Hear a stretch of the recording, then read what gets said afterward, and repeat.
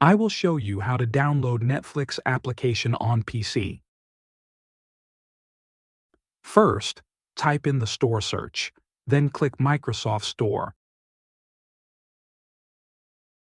If you have entered the Microsoft Store page, type in the Netflix search.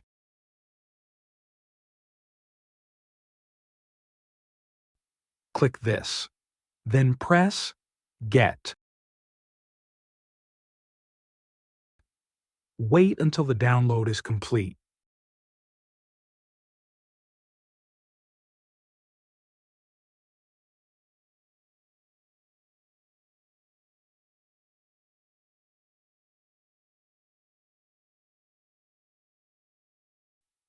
Click Sign In, then enter your Netflix ID and password. Congratulations, you have downloaded the Netflix application. Thanks you for watching, and if you haven't subscribed yet, be sure you hit subscribe button.